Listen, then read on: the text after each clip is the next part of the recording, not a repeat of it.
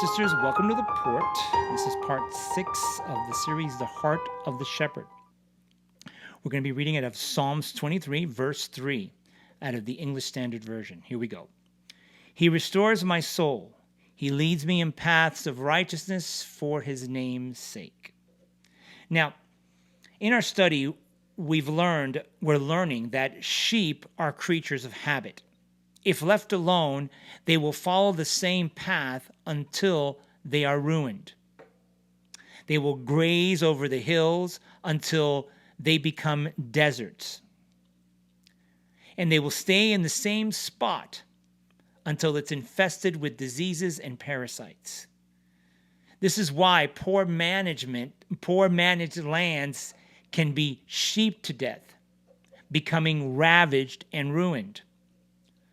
The truth is that sheep need constant and meticulous care and guidance, more than any other livestock, in order to stay healthy and to keep the land prosperous. Now, a wise shepherd knows this danger.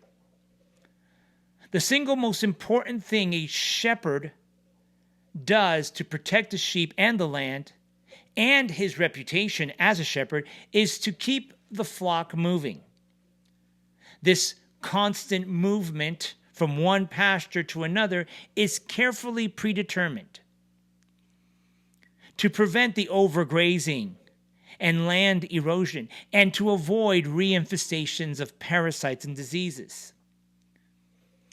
This deliberate rotation ensures the sheep and the land are always in balance. This is what David meant when he wrote about being led in paths of righteousness. The shepherd's attention to this is what keeps the flock and the land healthy and fresh, and his reputation excellent and respected. Now, what is the lesson? Well, like sheep, we are not meant to function independently. We need a shepherd. We're often like sheep that follow destructive habits, and we cannot flourish if we are left to our own ways. Now, many people search for shepherds. Some search for shepherds in humans. Others search for shepherds in government.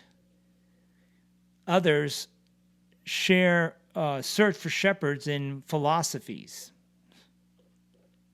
But these paths often lead people away from the good shepherd, who knows how to guide us, who knows how the world functions, who knows how life functions.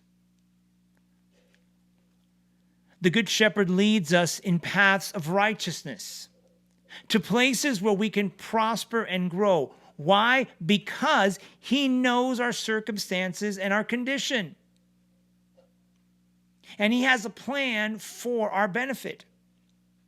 And he delights in taking care of us. He delights in our health and in our betterment. Following the Good Shepherd is a source of true freedom and intimacy with our Creator. Now, in my experience, there are 3 ways that the Lord guides us and directs us to these healthy places. Now, I'm sure that there's more, but this is just the ones that I know. The way He guides us to grow, the way He guides us to help us stay healthy and grow in Him and His life. The first way is by closing one door and opening another, circumstances. The second way is by that inner knowing. He tells us, hey, don't do that. Hey, come here. Hey, don't go there. And the third way is by allowing us to come to the end of ourselves, that we may learn to trust in His heart and in His voice. Amen? Well, I hope you enjoyed that. You can hear my dog outside barking. But I hope you enjoyed that. Please don't forget to hit like and subscribe. And please leave a comment. We'd love to dialogue with you. God bless.